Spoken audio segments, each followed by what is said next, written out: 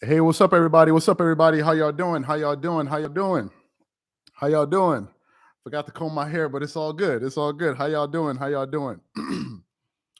I cannot wait to get into this live today because the playoffs are officially here, folks. So we're going to be talking about the playoffs. We're going to be talking about last night's game.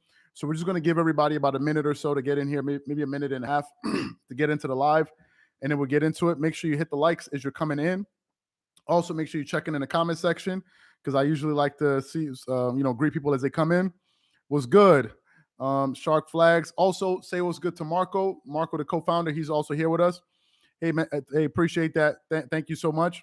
So we're going to be talking about the games last night, and we're going to be giving you guys our Dreamerspro round one's predictions. And I definitely want to hear what you guys have to say. Hey, Mark, how you doing, man? Good to see you. Welcome in. Keith Williams, welcome in. Good to see you. Data Man, how are you? Welcome in. Let's give it about another 30 seconds or so. Allow everybody to come in because, I assume people are busy and, they're just not sitting there waiting for us to go live. Kenya in the house, welcome in. Also, let us know where you guys are coming from. Let us know where you guys are coming in from. Would really appreciate that.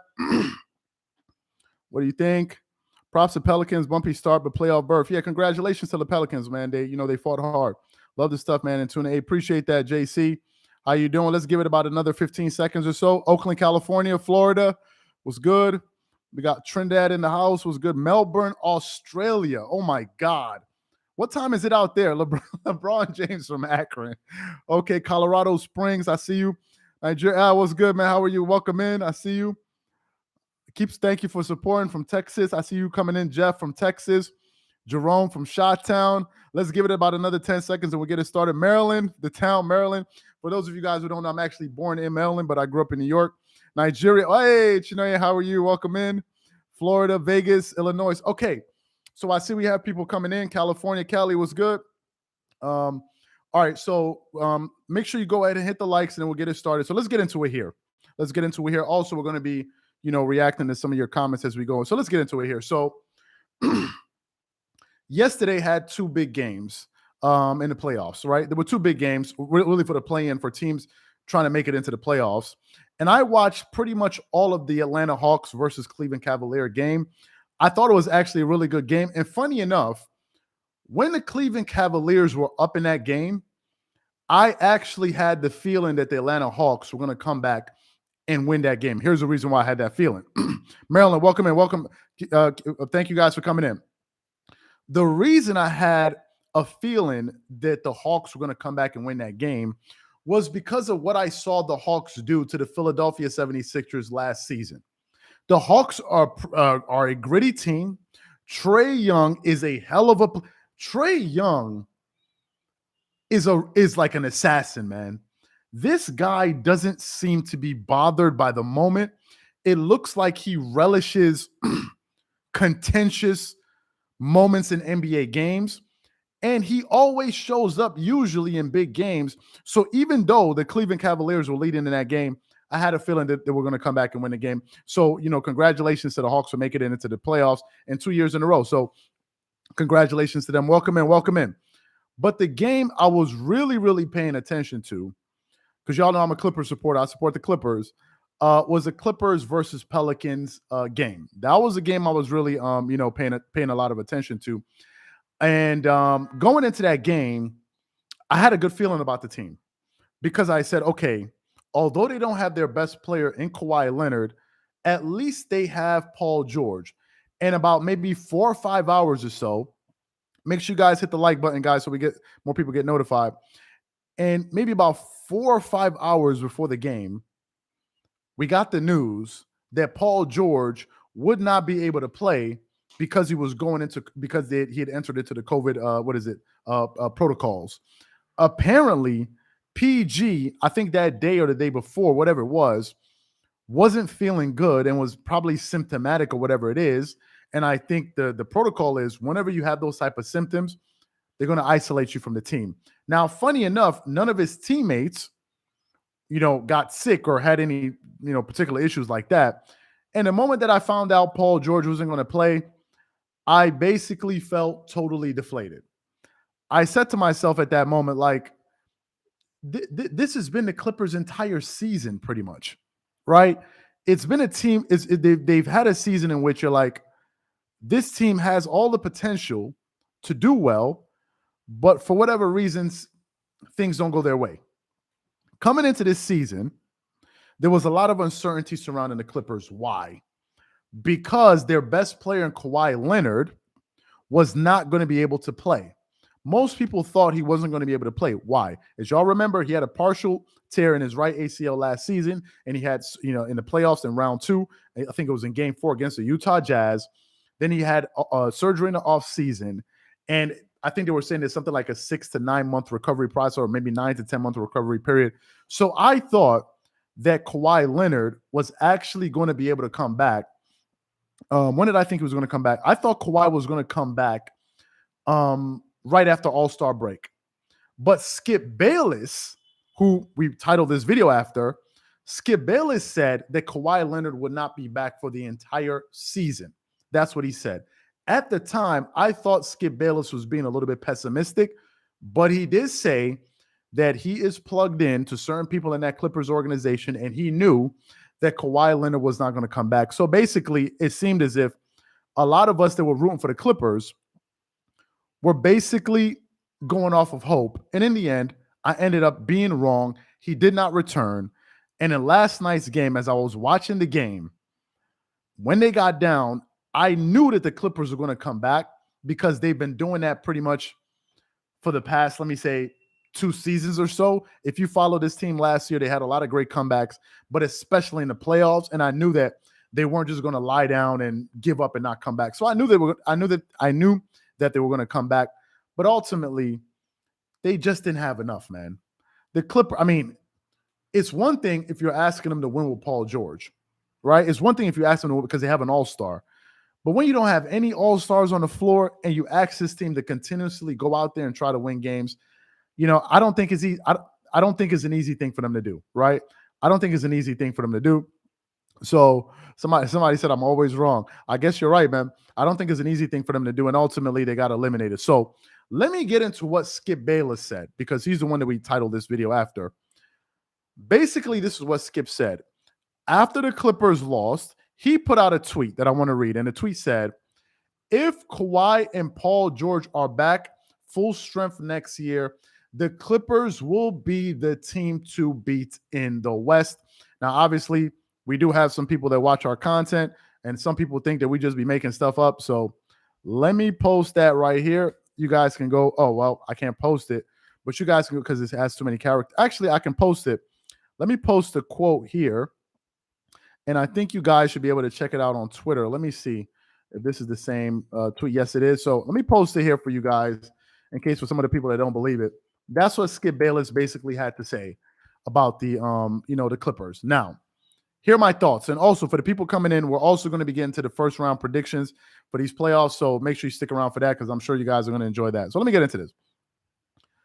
I 100% agree with Skip Bayless. Here's what I think. I think the Clippers have one of the best constructed rosters in the entire NBA. If you look at all of the teams out there that, are constructed really well, I think the Clippers are at the top of that pile. They're one of the teams. You have the Golden State Warriors. Obviously, you have the Memphis Grizzlies. You have the Milwaukee Bucks. You have the Miami Heat. I think the Clippers are in that classroom, right? The Clippers roster essentially is a compilation of guards and forwards that can shoot threes and play defense. Think of Terrace Man. Think of Marcus Morris Sr. Think of Nicholas Batum. Think of Luke Kennard. Think of Kawhi Leonard. Think of Paul George. Think of Reggie. These are all two-way players, probably with the exception of Luke Kennard. But Luke Kennard can play defense when he wants to, and maybe Reggie Jackson. But all of those guys are floor spacers. All of them can switch. They can pretty much switch on everything. And they have a big man in Zubac that can run really hard that rolls really hard to the basket. He fights hard, and he can get you a lot of rebounds. So to me, and of course, exactly, they also have the addition of of Norman Powell, and I forgot the other player. Is it Rodney Hood? I think that's the other guy that they added. So to me, that team is very, very deep, right? They're very, very deep. And you got to give the Clippers front office, Lawrence Frank, a lot of credit for that. But also, you got to give Jerry West some credit. As y'all know, Jerry West is a consultant for the Robert Covington. Yes, Robert Covington. That's the guy, Robert Covington. He's a consultant, and Jerry West is arguably the best team builder in NBA history. If you think about the Shaq and Kobe Lakers, he was a part of that. If you think of the Golden State Warriors, he was a part of that. And now with the Clippers, he has a fantastic track record. So I think they have some very smart guys in management. And in my heart, I think if the Clippers had both Kawhi Leonard and Paul George, I believe that next season they may be the team to beat. And I think if they had them this season and they were healthy, I think they could beat any single team in the Western Conference. Just being honest, and that includes the Phoenix Suns. I'm sorry.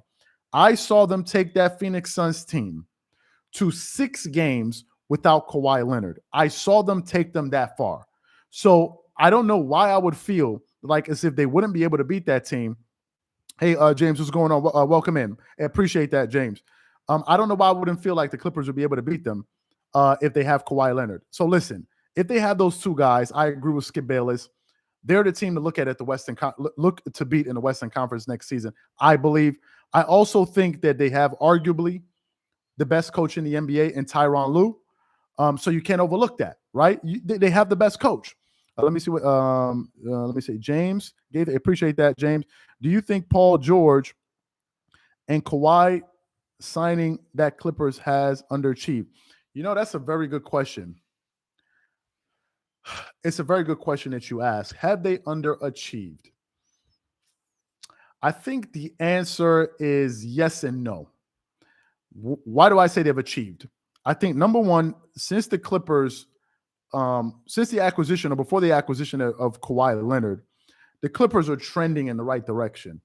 During the Lob City days with what's the guy's name? Blake Griffin, DeAndre Jordan, Matt Barnes, Chris Paul. They were trending in the right direction. The problem was, I don't believe they had the right coach.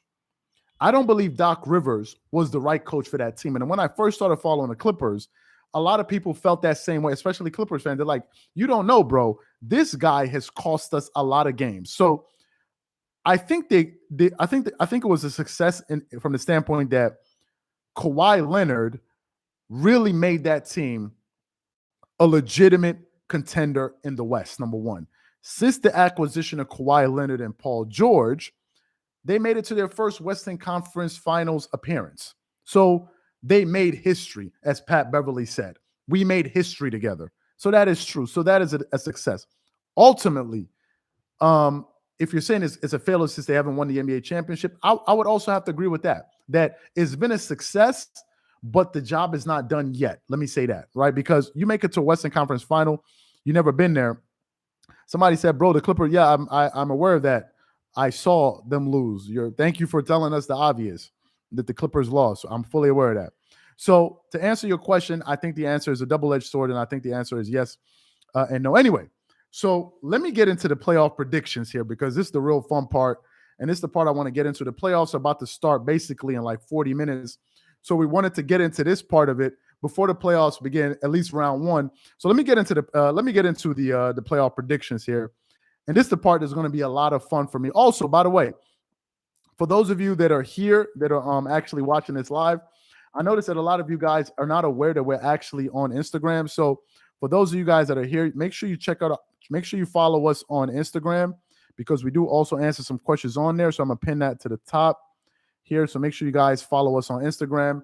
And also we'll give you guys shout outs before we finish this live. So make sure you follow us on Instagram, because we also take a lot of suggestions there. Wow. So Saula Fifta, appreciate that. Appreciate that donation. We really appreciate that. Thank you so much for that. Okay, so let me get into these playoff predictions, because I think they're going to be a lot of fun. And I think there are two series that all of us really want to talk about. So let's start off in the Western Conference. In round one, and also make sure you guys pull up your playoff brackets, because I'm looking at them right here.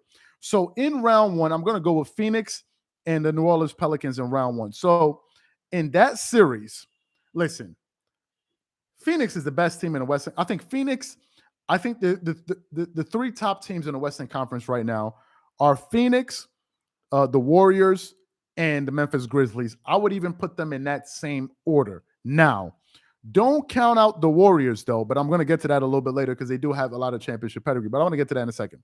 So, round one, Suns versus Pelicans.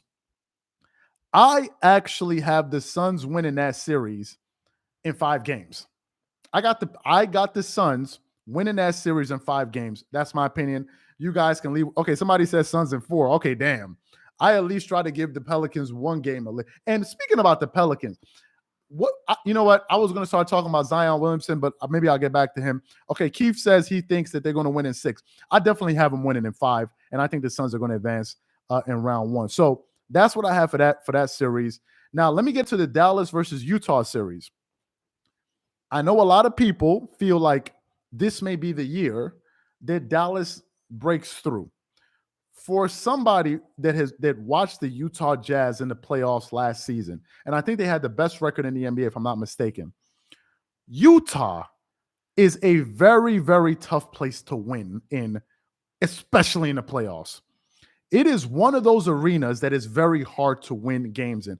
I remember watching Kobe Bryant when he was with the Lakers, when he was in the playoffs, playing in Utah, and those Utah crowds, man, they don't joke around. So for me, I actually have the Jazz winning that series in 7 games. Some people would disagree because they maybe looked at how Luka Doncic played last season and his big numbers, but I'm actually going to go in Utah. We'll go with Utah in 7 games. So the first series, Suns versus Pelicans, I have the Suns in 5 games. And then for the Jazz and Dallas Mavericks, I have the Jazz in 7 games. Good. We got that. So that's that. Now let me get into the Warriors versus Nuggets. Sorry, I gotta drink some water because it's hot as hell. So let me get into the Warriors versus Nuggets game. I hope y'all are ready for this. I have the Denver Nuggets beating the Golden State Warriors in 7 games. I'm gonna go with the Denver Nuggets for this reason. Number one, they got Nikola Jokic, man. Let me tell you something. This dude right here ain't nothing to play with. Trust me, I can tell you this for free because I saw him knock out my favorite player, Kawhi Leonard, in the playoffs 2 seasons ago. At one point, he was like on cheat mode. I mean, the way this guy moves the ball, the way he controls the game just with his passing alone, I think is going to be something to behold. Number 2, who are they going to put on this guy to stop him? Who are they? I don't know. Draymond Green, I think he's been injured for quite some time now. Is Draymond going to be their best option? And I know some of you guys are saying, well, they do have Klay Thompson. They do have, Stephen Curry. But Stephen Curry wasn't absolutely healthy going into these playoffs anyway. So to me, I have it as an upset. I could be wrong, but I have the Dallas Mavericks. Draymond Green will lock him up. Nah, man, I don't think so. Nah, I don't think so. Nah, I don't think so. Nah, I don't think so. I don't think so. I don't think he can lock him up at all. I'm sorry. I don't see that happening. No. I saw Draymond Green 2 years ago in the NBA Finals going up against Kawhi Leonard, and he couldn't stop him, and that was a small forward. And you have him stopping the Joker? Nah, I don't see it happening. I don't see it. Joker is not one of these guys you can get physical, and I mean maybe you play him physically, but he's not one of these guys you can rush. I don't think he's going to stop him. So I have the Nuggets in 7 games. Now let's talk about the most interesting series in round 1 in the West, and I think that's going to be the Memphis Grizzlies and the Minnesota Timberwolves. To me, that will be the most interesting, exciting series in round 1. In the West, in my personal opinion. Some people could say it may be Denver versus the Warriors. To me, I think it's going to be this series. And I have the Memphis Grizzlies winning that series in 6 games. I think Memphis is just too good, man. I think these guys, number one, they're young. They're a very, very deep team. But most importantly, they are extremely confident. And that is something that is going to be working in their favor. When you have a young team that's very, very good and very, very confident, I think it's something, I think it's going to make them very dangerous, not just in round one, but I think they're going to be dangerous all throughout the series. Make sure you guys go ahead. Exactly. What did he say? Bobby Barnes, run up that. You're damn right. That is exactly what they said. They're not ducking any smoke. And in fact, they looking for it. So for me, I cannot pick against those guys. Now, obviously, the Minnesota Timberwolves do have a lot of emotional leaders in Patrick Beverley, and I'm sure he's going to get them hyped up. The way Patrick Beverley was hyped up, the way he was playing, it was like as if they won the game 6 or game 7 in the NBA Finals. I think he's going to have them fired up, but I'm going with the Memphis Grizzlies. Okay, let me get into the Eastern Conference now because I think we got some interesting series to get into too here. So in round one, excuse me, man, I'm just thirsty. In round one, we have the Miami Heat versus the Atlanta Hawks. Hey, appreciate that, man. Bro, I'm telling you something to behold. Ja is something to behold. He's me cousin. You mean my cousin? I think you mean he's your cousin. Somebody said Ja.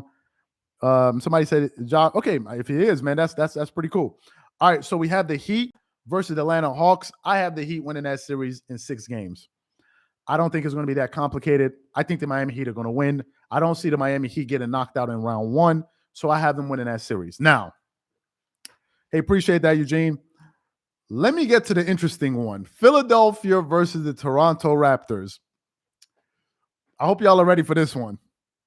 I actually have the Toronto Raptors beating the Philadelphia 76ers in 7 games. And I'm going to tell you why. I'm sure y'all are cracking up right now. I'm going to tell you why. I don't trust James Harden. I don't trust James Harden.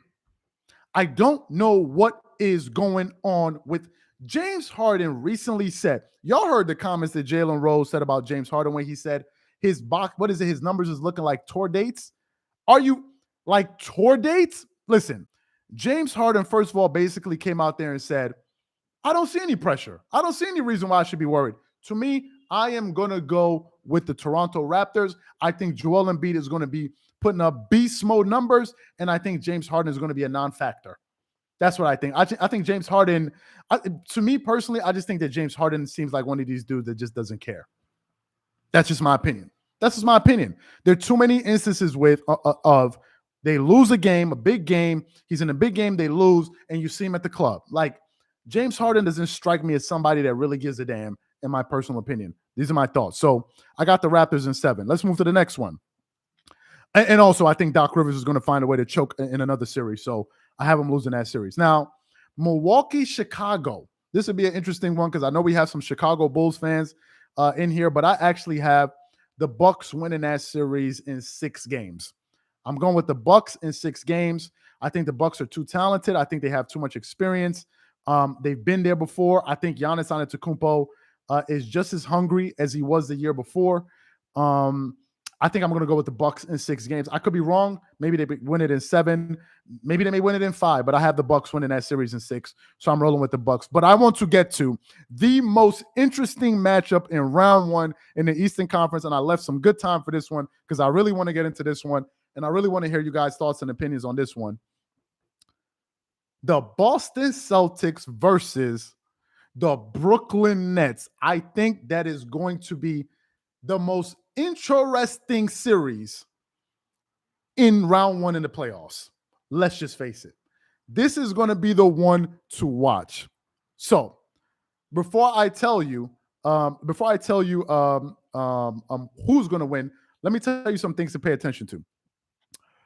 I'm not sure that the Nets, for all of their offensive capabilities, I'm not sure if the Nets are going to be able to play a high level of defense on some of the Boston Celtics offensive players.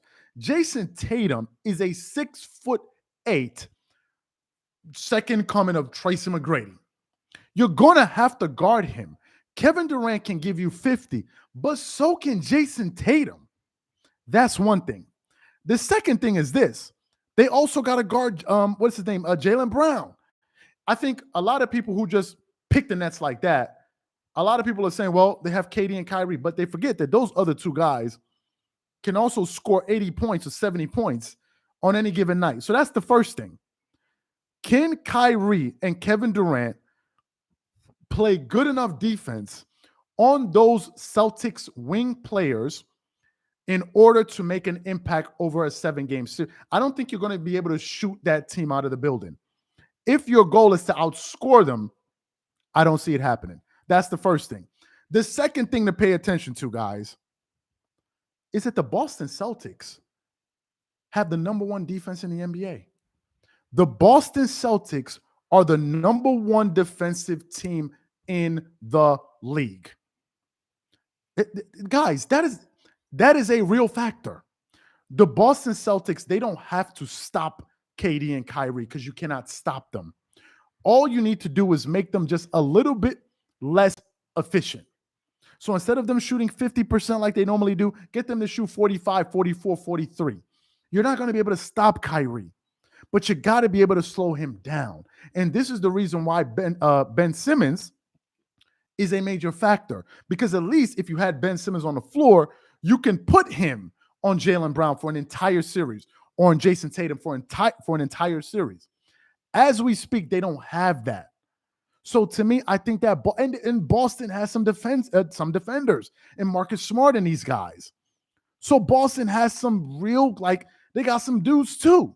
So for me, I'm predicting that the Boston Celtics are going to win that series in 7 games. I'm going with the Boston Celtics in round 1 to beat the Brooklyn Nets. I know it may be unpopular, but I think Boston, man, with that defense, with their young guys, with their coaching, was it Udoka? I think these guys are going to be ready, man.